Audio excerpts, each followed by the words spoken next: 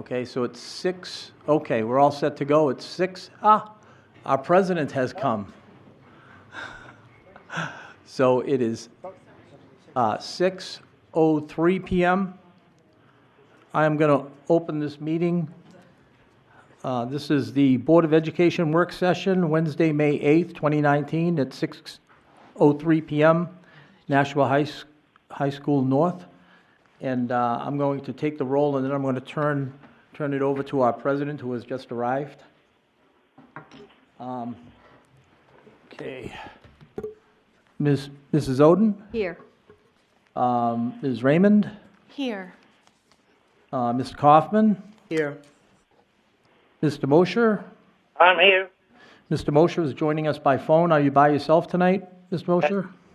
Okay. Ms. Van Twyver? Present. Mr. Garino is here. Ms. Hohensee? Here. Ms. Timmons is not here. Ms. Porter? Here. Okay. So we have 3, 6, 7, 8. We have a quorum. I'm going to turn the meeting over to President Heather Raymond. Thank you, Mr. Guarino. I apologize for my tardiness this evening. It looks like this evening we are having a work session about the strategic plan development. So I'm going to turn it over to Dr. Mosley to walk us through what he's got. Thank you, Dr. Mosley. Thank you, for everyone, and good evening to the public that's watching this. Before jumping in, I just wanted to reiterate my appreciation and thank you to all who have participated in the strategic plan. Part of this process has been to make that commitment to checking in with our steering committee, giving updates to our leadership team, and more importantly, giving updates to our BOE. And part of that is, ultimately, this plan is contingent upon an approval of a vote from the National Board of Education, and so this is part of a series of updates that we will give. There'll be one more update that we have scheduled in the board meeting, and I'm looking forward to doing that. So I'm going to talk for about maybe 20 minutes-ish, and then I'm going to open it up for questions. So part of what this, I'd like to, as I opened up, and I want to say thank you to all the participants who participated in this prodigious undertaking for strategic planning. My appreciation is to the community members, students, parents, teachers, faculty members, administrators, BOE members that attended the session, all of our key stakeholders. I say thank you not for just the participation for the focus groups, but also participation for our survey that was generated by the UNH folks out there. And I also want to say thank you to Zach and his leadership team at UNH. So briefly, what I'm going to talk about is giving you an update on the status of the development of a 5-year strategic plan. After the presentation is concluded, I'd be happy to entertain questions and feedback. Just a reminder that this is a work session. It's not a meeting. I'm not looking for any motions or anything like that. I'm just giving an update on the progress of the strategic plan thus far. So part of this is really asking yourself and actually other members around the process of developing the process of going about developing the strategic plan. And we asked ourselves these critical and essential questions of how do we organize and synthesize all of the feedback we got from our focus group and our survey data? What is the process that we use to extract data? How many participants engaged in the focus groups and responded to the surveys? And finally, what are the salient themes that emerge from the data? And these are questions that I'm not looking for a definitive answer right now, but as we go through the survey, I'd like the board to ruminate about. So, focus groups. One of the things that was exciting about the focus groups, it allowed myself primarily and Garth and Donna and at times Sue Porter. So actually, I'm sorry, I shouldn't say at times. Sue was actually there, all of them. Excuse me, I apologize. But Sue was like, I felt like we were Ashford and Simpson, so to speak. We were together all the time, and certainly we had a lot of fun. I said to Sue before we started, I said, what are we going to do now that we don't see each other in the fall? But at any rate, it was an opportunity for us to engage the community. We had focus groups for parents, focus groups for students, community members, and it was a nice opportunity for us to do that. Our focus groups were designed around some key categories. And what I did for the board, and just to give you a sense, if you look around this room, you can see the categories in which we developed our focus groups on. Strengths, challenges, opportunities, priorities, the mission of the district. What is our mission in the district? Does that need to be revised? Vision, what is our vision that's going on in the district? And values, what are our values? And so we asked key stakeholders and community members to give us feedback on those categories. We received about 7,786 statements from our focus groups, which is a tremendous amount of feedback we got. And I want to say again, thank you for all of those who came out and really gave us that type of feedback. So the question is, what do you do with all that data? How do you organize it? And so here's a matrix that we designed, and she asked me not to do it. I'm going to do it anyways. Don Miller, our data specialist, along with Sue Porter, Stacy Hines, and Linda Walsh actually worked on developing a way to kind of, what I would say, put this all together.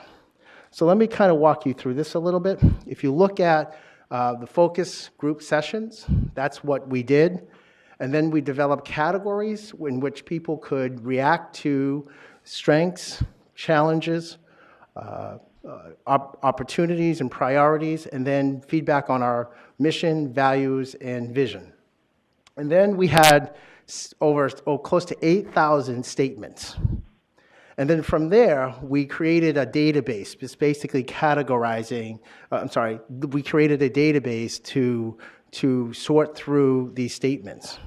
And then out of these, we created themes that these statements could be classified to. So what am I talking about? What does it mean? What does it mean when I say themes?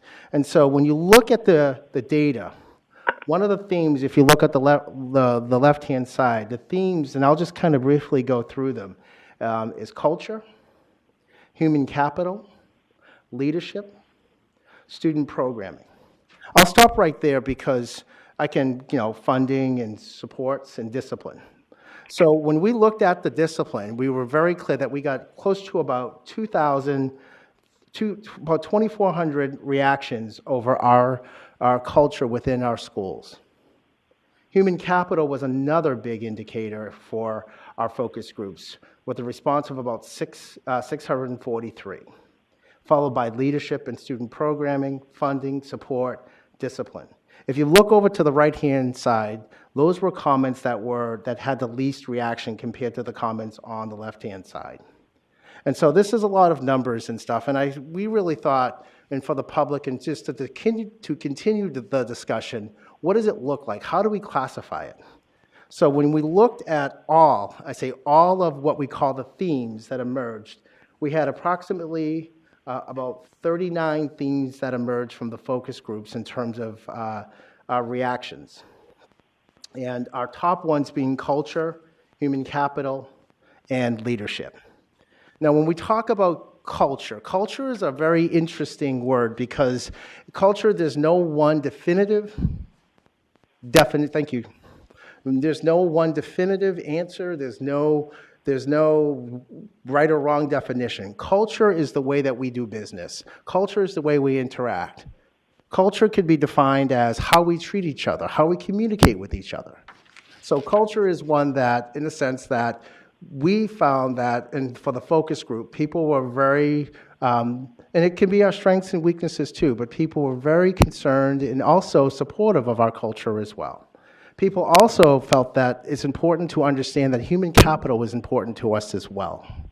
Followed by leadership. What does leadership feel and look like throughout the district? And we had some strong reactions that they were very happy, strong reactions that there was some change, that there was some really positive things going on in the district around leadership, and there was some constructive feedback we got as well.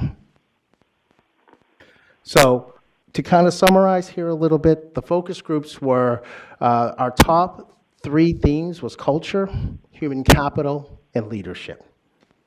Now I want to bring the board to our survey data and what that feels and looks like. Our survey data, as I mentioned earlier, we had support from the University of New Hampshire Survey Center.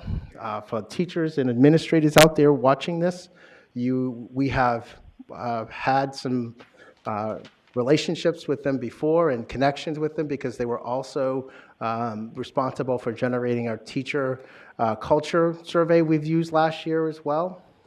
And so we asked them to help us develop a survey that would help us with our strategic plan. And so with that said, it's never an easy process to do all this work. It's very, very challenging.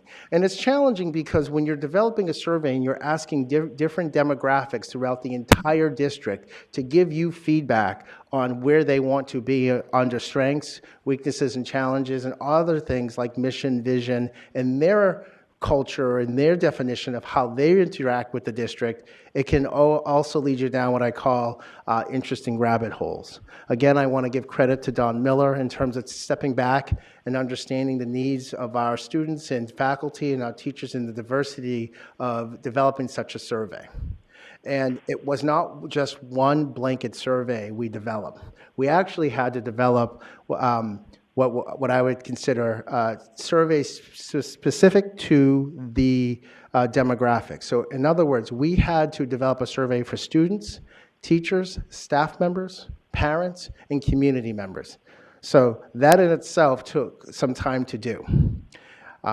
So we were able to design surveys that were tailored to students, teachers, staff members, parents, and community members. And I also want to indicate too, we also designed surveys for our retired teachers as well. We opened the survey out on Valentine's Day, and we closed the survey on the 5th in April. We made the survey available online and on paper version. Some of the feedback we heard from our constituents in the steering committee, our leadership team, is that we should make sure the survey is available for our kids online and also in the hard copy as well. So we also made a special point to make sure that our surveys were available on public areas such as the library, the Arlington Street Community Center, the Adult Learning Center. We did extensive outreach to our PTO presidents in our schools to make sure we advertised the online version of our survey and made sure that our parents and everyone in Nashua had an opportunity to participate in the survey. The most important part of this, and we really felt that it was paramount for this, is to make sure that our survey was offered in different languages. And so our survey was available in English and Portuguese and Spanish. And understand, and I just want to, and I always don't feel like I do justice to it. Please understand that if we take, for instance, we look at the subgroup students, understand that we had to develop a survey for students in English, Portuguese, and in Spanish. And so even within that one, demographics of students, we're talking about 3 surveys or in different languages. So the question is, we had about 3,522 people that responded to the survey, and here is the percentage in terms of frequency and percentages. And so for students, we had 52% of our students responded to the survey. Our teachers and paraprofessionals, about 16%. Staff members were about 7%. Teachers and paraprofessionals and parents were about 3.6%. And you're going to say, wait a minute, Jamal. Teachers and teacher, para, and parents. And that was an interesting, subgroup. And what that really is, it's teachers who are parents who work in the district. Parents, we had 13%. Nashua School District graduates were at, a little about, I'd say 1%, and I'm rounding up. And as you can see, kind of rounding out, community members were at about 3.2%. So the question we ask yourself, and you may be asking, is, so what are the survey results? What are some themes or priorities that came across in terms of our adult stakeholders that emerged in the data? And so by doing that, we took our top 5 reactions that the top 5 priorities across adult stakeholders. And so what we also did is we said, what priorities emerged out of teachers, staff members, and parents, and community members that were consistent throughout all of these demographics. And so when we look at the data, we looked at the data responses that we got from the survey, we quickly noticed that number one that popped up was improving the social emotional health and resources for students. Another thing that popped up in all 4 of our categories on this slide was improving school safety. There was a lot of questions and reactions to school safety. And what we also found in the staff members and parents and community members was preparing students for more effectively for future college and career opportunities. So this is just a snapshot of the priorities that emerged and came across for our adult stakeholders as well. Another thing that came across for our staff members and parents and community members was addressing and preventing bullying. That reaction also came out as well. So that's kind of what emerged across the adults. I'd like to bring you to our students and emerging students' responses relative to the culture piece to our survey. And I'll just read the top, I say 6 reactions that students have. Top 1 was, I feel that my school administrators, principals, assistant principals, etc. respect me. Number 2 is that I feel that my teacher respects me. Number 3 was that my counselor or teachers are available to help me cope when I have issues with classmates or find school difficult. Number 4 was people are available at school to help students with social and emotional health needs. Number 5 was the school administration has tried to address bullying at my school. Again, that theme of bullying has come up again. In this case, it's of a positive piece to this. And again, as number 6, just rounding out, is that I feel safe at school. And again, there's that safety piece that's on the minds of, I would say, if we go back, that safety piece emerged as teachers, staff members, parents, community members, and we see that come forth in our students' reactions to in the cultural piece. I want to draw your attention now to our mission. And our mission has not been revised in quite some time. And we thought the best course of action would be to just have a brief working definition or a common language around our mission and what we think of mission. And through the eyes of a mission statement is the wind that brings you to your desired harbor. It guides your travel, empowers your momentum. That's kind of what we'd like to visualize as you start to talk about mission and thinking about your schools. And so if you look behind Ms. Van Twyver, you see that there is a piece of paper that says mission. And we asked individuals to react to what they were looking for in a mission in our schools.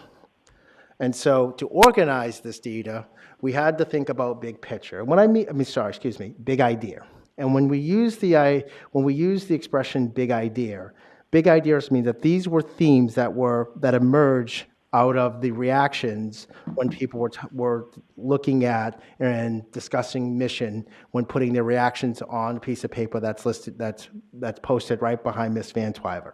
And so some of the big ideas that came out of that were education quality, education experiences, children, learning experiences, high quality education, preparation for students, developing children, supporting youth in the growth of academic and social emotional.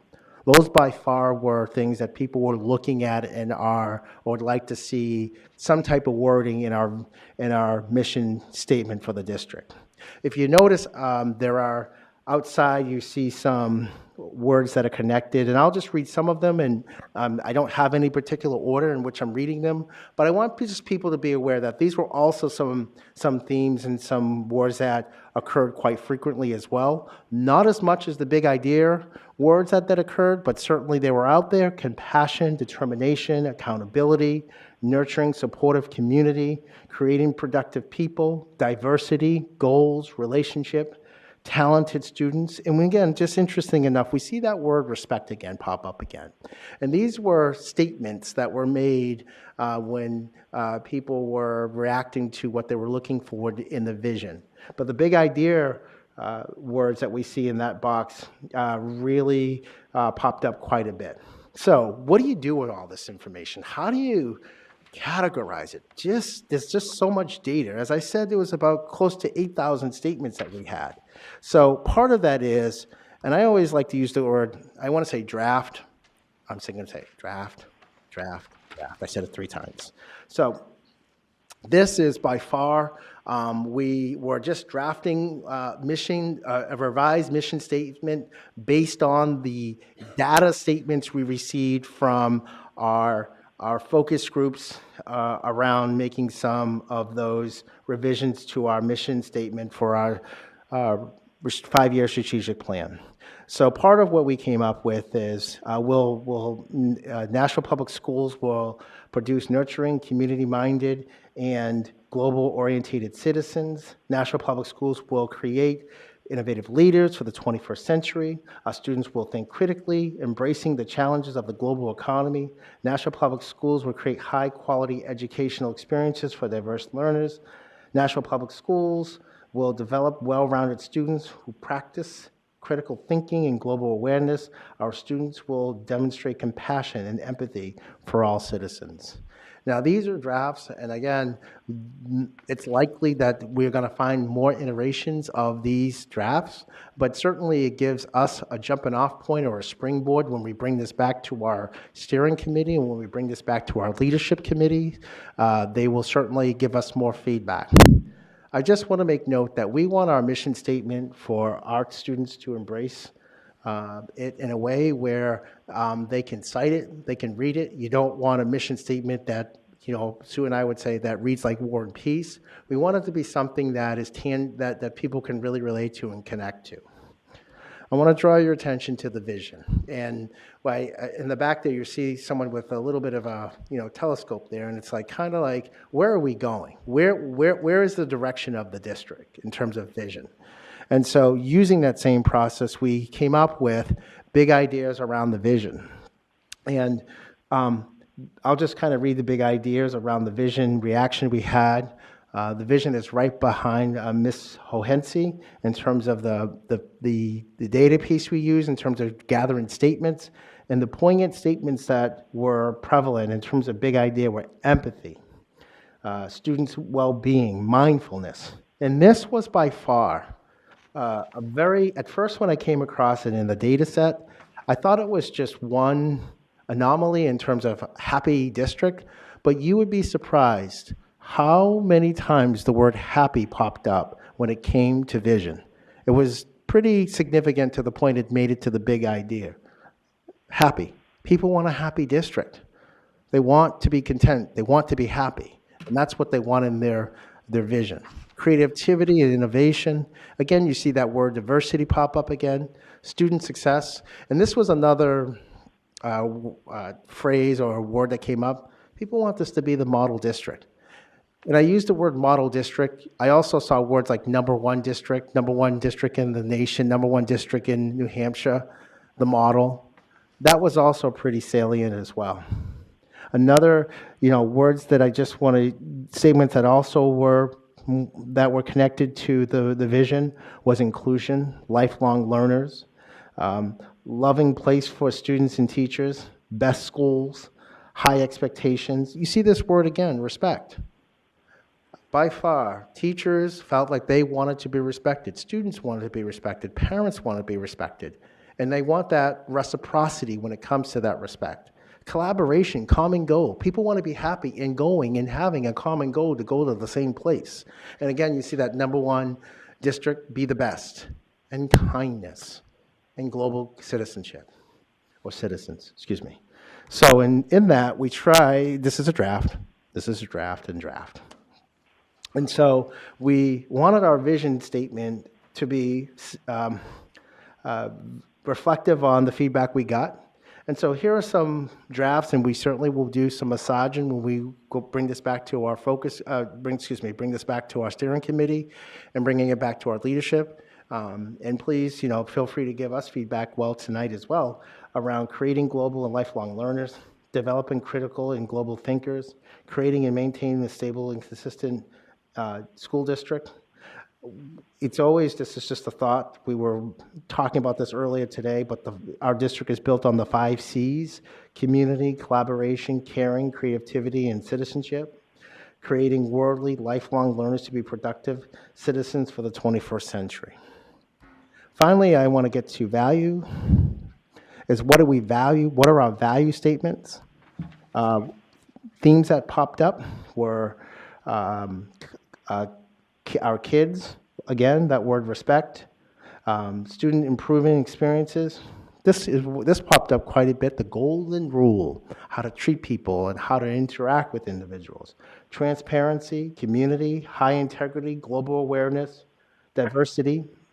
And then on those statements that we also got some feedback on were around safety again, listening, hardworking, growth mindset, professionalism. And so moving to value in terms of our thinking about value statements, and again, these are values. We focus them around this draft of the value statements. Transparency, trust, compassion, empathy. The growth mindset, demonstrating growth in academic and a positive outlook. Civic responsibility, being responsible for community members and understanding and embracing localism. And innovation. We see that time and time again throughout our mission. You saw that in our vision, and we see that in our value statement. And definitely there's a sense of critical thinking and creativity, ability to think critically and think critically and be creative in that way, in a global mindset. And so finally, there's a couple of things I just wanted to share with the BOE and to the general community. Our next work session for the board will be June 12th. Our goal is to finalize our strategic plan with board approval in the middle of June, which would be June 19th. The plan is designed to run from June 19th to 2019 to 2024. We expect, and our expectation, and we believe that the plan should be able to be rolled out in the fall of 2019, which is this coming fall. And finally, we were very interested in being creative in rolling out our plan. And within our, we had budgeted around, and I want to thank Mr. Kaufman for his foresight on this in terms of giving us, the survey was up to $10,000. Well, we didn't use all that $10,000. We'd like to use the remaining balance of that to use some creative ways in rolling out our survey. And so we had come across a way of, it's called Greenlight Interactive.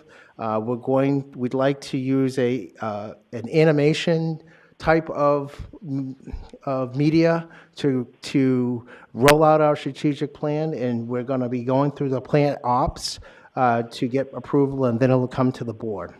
I'd like to leave this by saying, and it's a good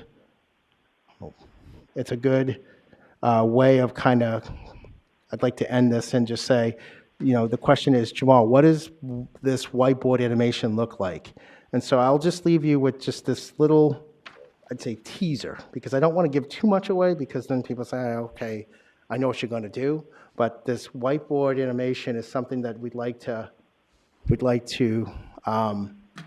use. And so if you can envision it, it would be like, strategic plan. And then what I was thinking about is like each one of our goals would be represented by an animation. So let me see if I can get this going here. And is it going? Yes.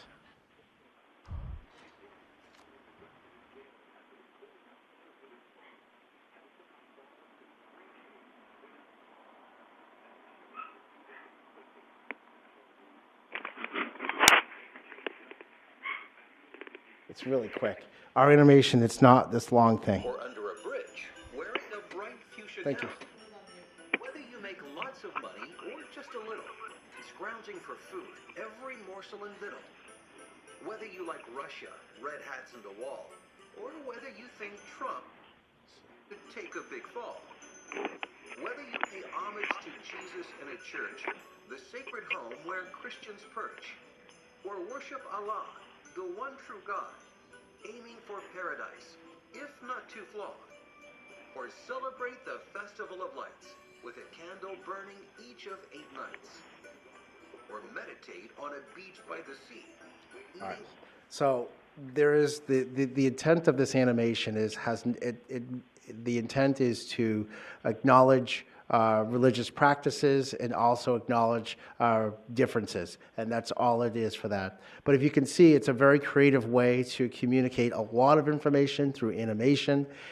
Knowing it's an animation that lasts approximately, I would say, 1 minute and 30 seconds. This is just a teaser. I don't want to give too much away. It's like a trailer to a nice movie, but I can assure you that it's very, very effective, not just to engage the people at this table, but also for our kids and our community members. Our intent is to create an animation around this process. It is a nice opportunity for us to do that, and certainly we're looking forward to introducing that. With that said, I don't want to talk too much. I felt like I maybe talked too much, but I'd like to open up for questions. Thank you. Mr. Guarino. Thank you, Madam President. One word that I'm looking for, I don't know, maybe it's coming in the next meeting, is implementation.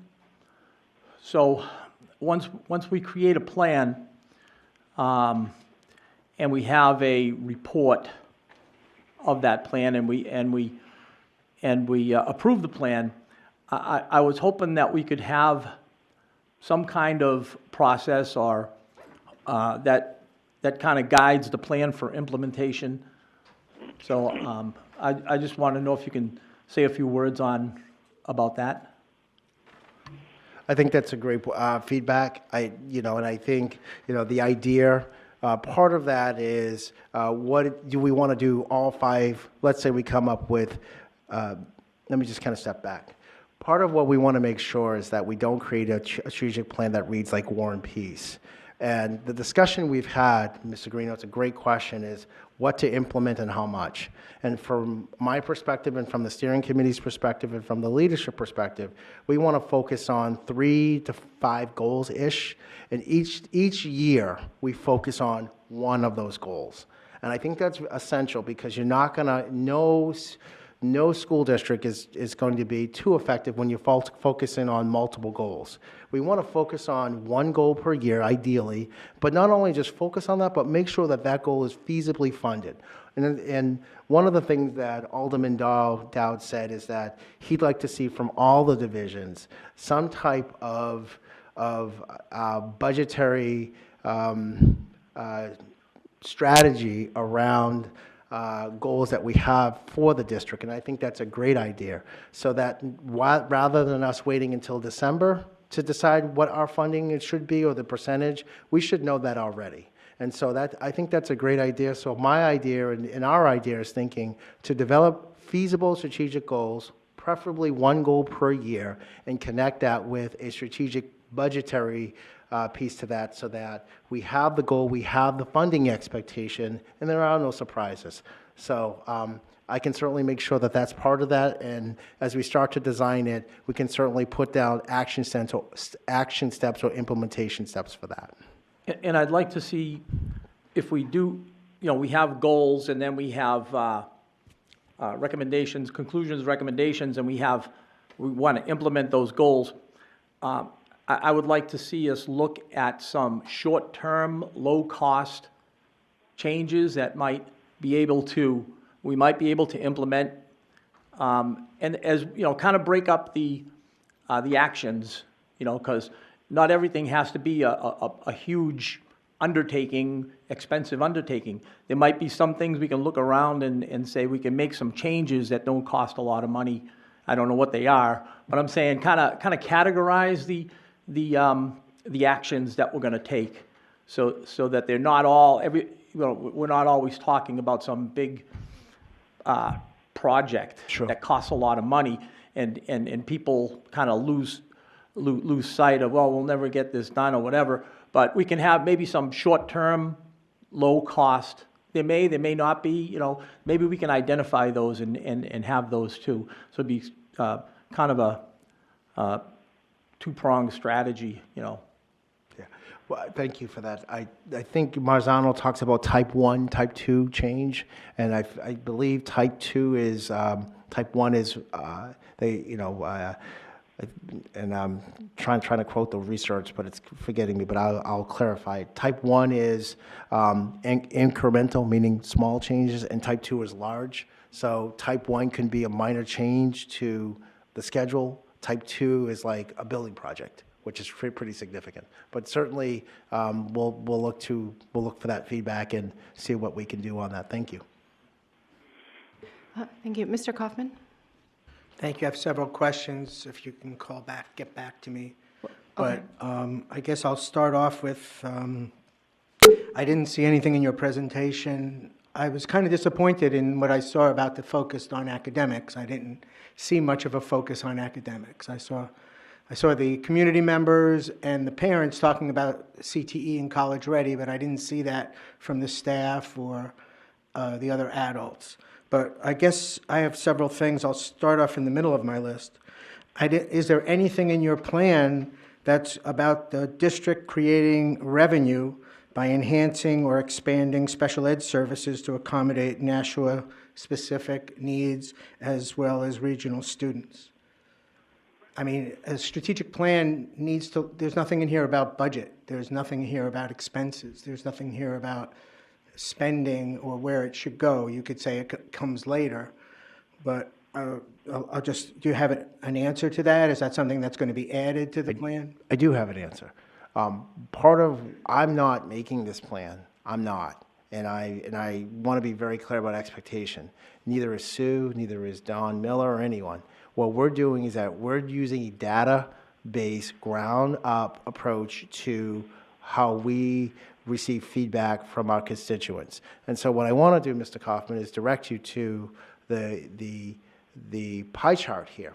And when you look at the pie chart, it's clear that our constituents from all demographics in terms of our feedback that that I shared with you earlier, there's a positive and negative around our culture and making it something that they would like to see in our strategic plan.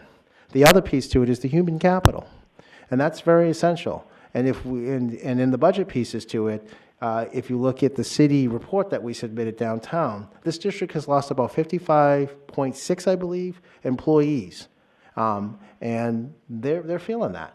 And so there is a real awareness of the human capital. And then the leadership pieces, and we've talked about that before.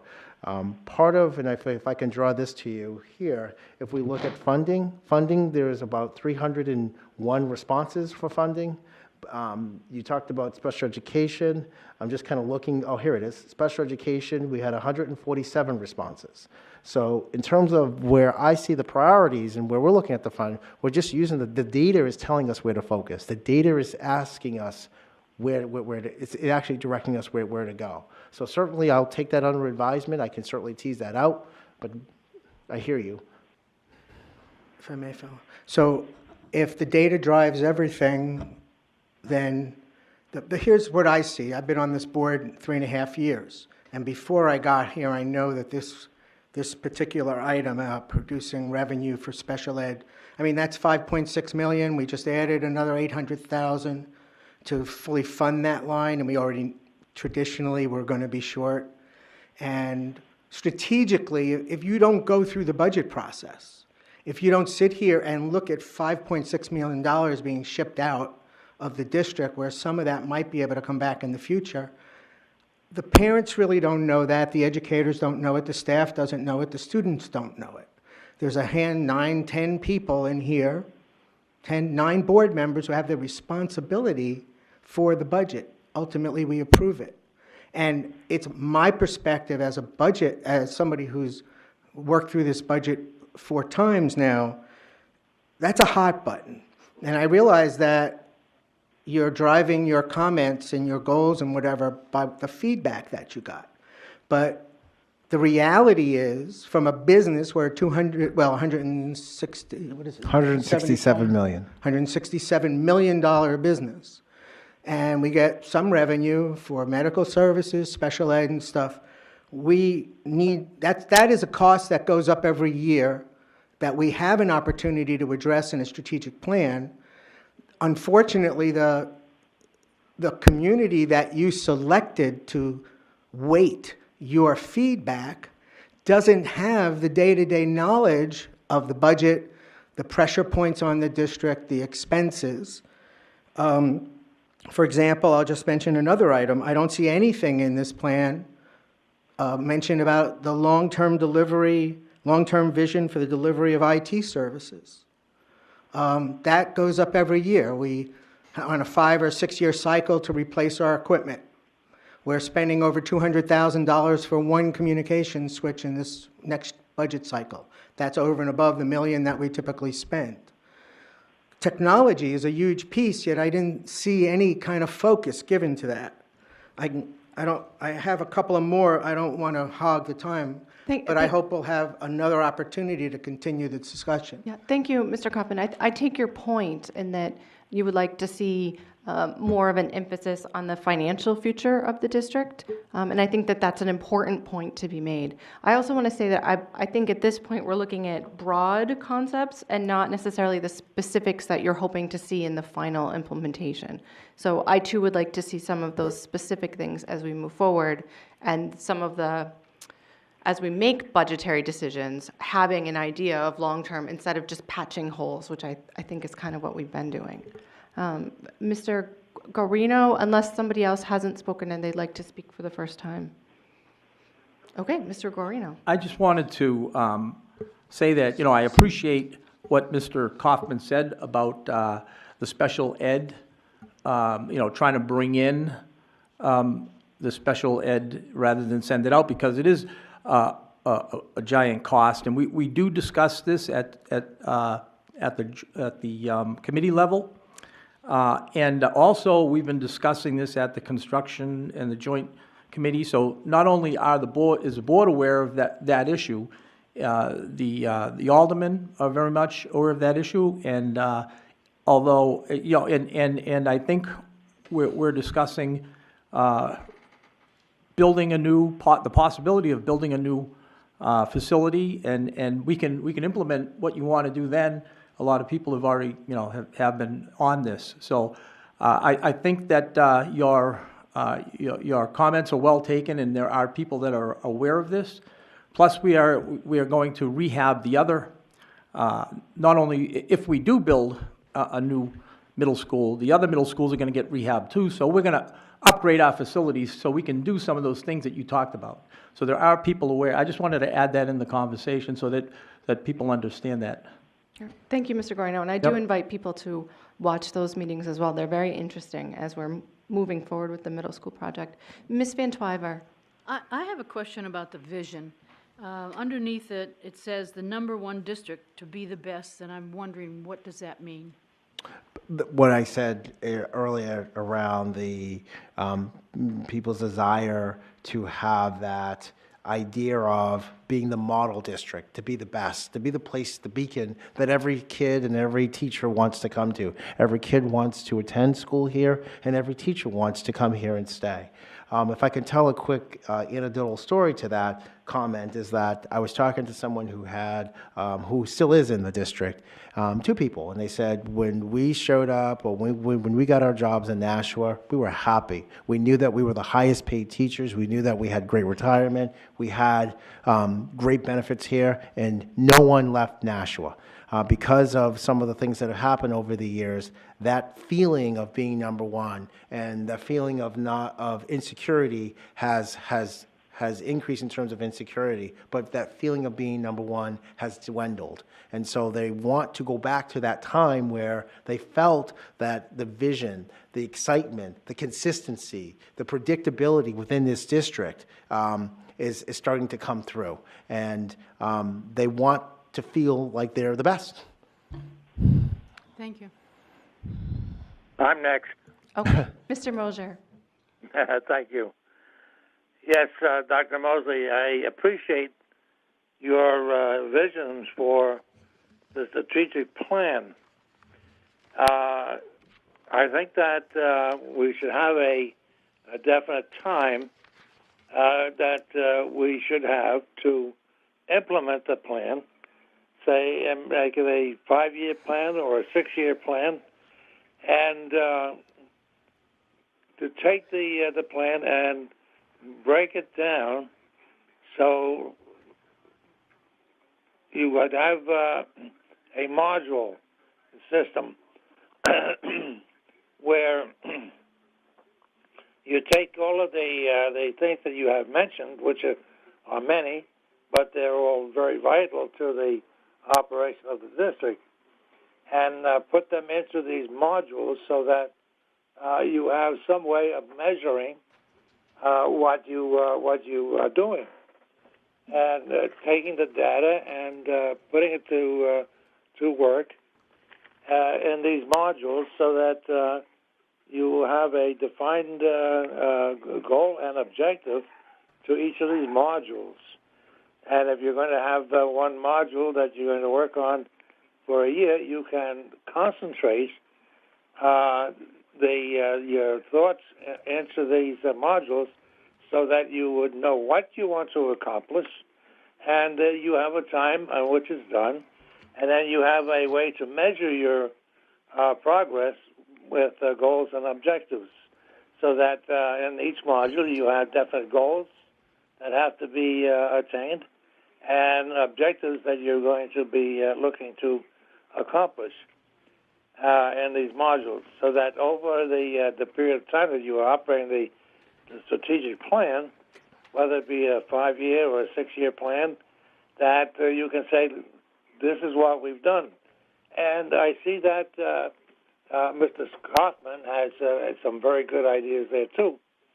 And this would also give us the opportunity to look at the special ed and all of those things and say, well, okay, by the time we have Module 2, we can have an area that we have concentrated on bringing in to our school district from the outlying districts, so that we can charge them for the education that we give to their children. So, I mean, it's a very complicated thing, but you know, you're on the right track, but you need to have a little bit more definition over the course of time that you're going to be running the strategic plan. And that means that, like I said, that you would have goals and objectives over a defined period of time, that and goals and objectives that are going to be met by these modules. And each module will have a portion where you talk about leadership, and you're talking about being a magnet school, or whatever you want to call it, and go from there, so that you can say at the end of the period of time that this is what we've accomplished, and we are number one. Thank you. Thank you for that feedback. We'll certainly incorporate an accountability system in terms of accomplishment and the funding. Just special note, if you look at the last slide here, the goal is, part of what happens with strategic planning is that once people are done with it, and sometimes it happens, is that it's one and done. And our plan is not just to create it for the fall, but also to provide the board, this board and future boards, annual reports on the accomplishment and the reporting, what we call in teaching, dipsticking, of how we're completing our goals and objectives in a timely manner, or some of the obstacles that might impact us. I hear the calls for the special education funding. I know that's been a concern of the board for quite some time, long before I showed up here or anyone else. I totally understand. I also want to say, getting back to Ray's point around those incremental pieces, we have already started to walk down that path.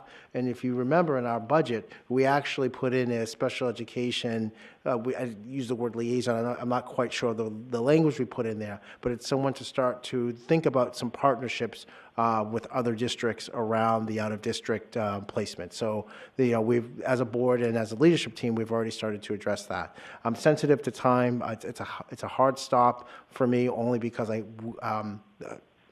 board president and I have a meeting downtown about the budget, so I'll certainly entertain other questions that people have in terms of the content here. Yes? I'm sorry. Go ahead. Thank you. Couple things. This video clip that you're going to put, I'd recommend that you don't put anything political in unless it's positive. I mean, the religious aspects that we saw, that's fine. But I don't want to alienate anybody by putting any politicians in there or any elected officials like that we saw in that clip. I don't know if that's the germ that we're starting with or it's something completely separate, but I just want to keep that apolitical. Second, I think we need to review some of our CTE programs. Can we expand? Can we get college credit for them? Can we have licensing for different courses or different things that we could bring in? This may draw students from other districts. I'd also wondered if we could look at blocks and half blocks. The district has talked about this many times in terms of taking half blocks to have a continuity for math or languages, so a student doesn't get 2-3 semester gaps between when they took one level and the next level, because then you've got disparity of the students into how fresh a subject is in their mind. So if that's something that we could look at, moving high school start times a little later to coincide with their sleep habits. High school kids need more sleep, getting up early. I think some of the neighboring districts are doing that, but we'd have to be mindful of our schedule in alignment to the others if we're drawing in people to our CTE. So that's a complicated issue. Review the grading, seeing how well that's working, because there are some districts that are reviewing that as well, because it's a pilot. Also, there's a lot of social emotional learning and stuff in there. I think that's voluntary. I think play-based learning is statutory requirement. I'd like to make sure that goes in before we put in a voluntary piece, just so that we're in compliance with the law. Thank you, Thank you. Ms. Oh. I said thank you. Yeah, thank you, Ms. Hohensee. There was something that you said that I wanted to agree with. I think it was the very first thing that you said, and now I've lost it, so I Block apologize. scheduling, No, before that. CTE licensing in college and No. play base, No. can, Oh, yes, the Social video emotional? clip. I'm sorry. Oh. Your points toward the video clip. I agree completely. We want to make sure that whatever we put out there has no politics or religion or any of Wanna that. be I think that was simply sensitive an to example. that, right. I sincerely hope so. So the purpose of that was just to show what a Blackbird thing is, how they draw when they talk.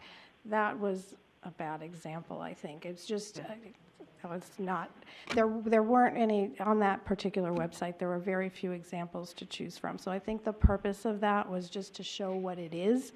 The content is going to be 100% our plan, and it will be 100% customized to what we want, so. Great. Mr. Kaufman. Thank you. Curious, do you intend for the plan to address flat or declining standardized test scores and what's going to be done about that? For me, there was really a lack of academic focus. And we're a school. We're here to educate the youth. The same thing about flat or declining enrollments. And I'm curious, I have a whole bunch of other questions about what enrollment data did you use? What are the actual graduation rates, college entrance data? Do we have any of that? How is that being used to formulate the plan? I went to the budget and found City of Nashua school enrollment projections, 2017 to 2027, prepared 2 years ago by the Nashua Regional Planning Commission. Is that what you're using for enrollment forecasts? So we use the October 1st for the enrollment forecast. That's the official one we use, and enrollment varies from school to school. So, for instance, this freshman class we have at the South is pretty large right now, and then there's like a slight, I think there's about 500 and some odd kids, and what we can project in terms of it's honestly too early to project enrollment at this time because we seem to have kids coming and going, and moving around across the district at times. So I would say that I will have a better response in terms of enrollment after the October 1st count. Listen, student achievement is by far something that we have to understand and continue to keep our pulse on. One of the feedback we got is not necessarily about declining scores, but showing growth. And I think that's a conversation we've had at the curriculum and evaluation level. I think it's been played out for quite some time. The feedback we got is that students that are showing growth is something that the teaching faculty and administrators are aware of, and certainly there's always that other argument as well. So that's a discussion that individuals talk about. What I mean by growth can be demonstrated through our standardized tests, but also growth can be demonstrated for our kids who are on our 504 and IEPs as well. So I'm just looking at the time, and I will have to leave in about like 30 seconds. Ms. Porter, is it possible for Mr. Kaufman to email you some of his questions and concerns to bring to the next steering committee meeting? That you're saying yes? Yes. Mr. Yes. Kaufman, would you be willing to do that? Thank you. Okay, great. May I ask just a quick question? Sure. If it's okay with the board, how about if there's more questions, email it to us. We'll put them in writing and email it back out to everyone. So there might be people that have the same question, if that's okay. Yeah, I'm okay with that, but I think Mr. Kaufman, it sounds like his questions are more to the broader steering committee, where more than just one person could okay. answer. Right, and if I may say, I think the public has a right to know what the questions are. The public wouldn't get it as a result of our email. Yep. So I think I think it's better to have a discussion. Much as I appreciate, taking the questions, I think the answers, I'd rather have it as a dialogue with questions, so it's more interactive. The people who are watching this, who've invested a lot of time, will feel as though. And I just tell you, looking at the enrollments here, their predictions for 2018 and 19 are 1,000 less than what we have actual now. Okay. So if these RPC projections are at the core of, what school building do we build, this is already hopelessly out of date. It's 5 years, 6 years out of date Right. on numbers. All right, so that's something that I can certainly bring up with the alderman as well. And then we do have another strategic planning work session, and we'll make sure that we have a longer time to speak at the next one. Ms. Hohensee? Are we going to have a meeting with the alderman at some point? That one that was canceled, or that they canceled out? I believe the board had one, and then the alderman had one separately? Or did they end up canceling completely? We were never able to get that arranged, and that was a focus group that they were going to do. It was With so- us. Yeah. Right. We had I'm sorry. No, go We had a meeting with Alderman and the board scheduled, and we were just double booked. So on that particular day, we actually had the Alderman meeting in the Aldermanic chambers, but there were also board members who came and also gave feedback on the focus groups as well on that day. Okay. All right, so at this time, I do have to leave. I'm happy if people want to continue the discussion without Dr. Mosley and I, but I don't know how helpful it would be without Dr. Mosley I to move answer to questions. adjourn. Okay. I'll second. All right, roll. On the motion to adjourn, Mrs. Oden? Ms. Raymond? Yes. Mr. Kaufman? Yes. Mr. Mosher? Yes. Ms. Van Twyver? Yes. Mr. Guarino votes yes. Ms. Hohensee? Yes. Ms. Porter? Yes. Motion carries 8-0. We are adjourned, 7:02 PM. Okay, thank you, everyone. Thank you, Mr. Mosher.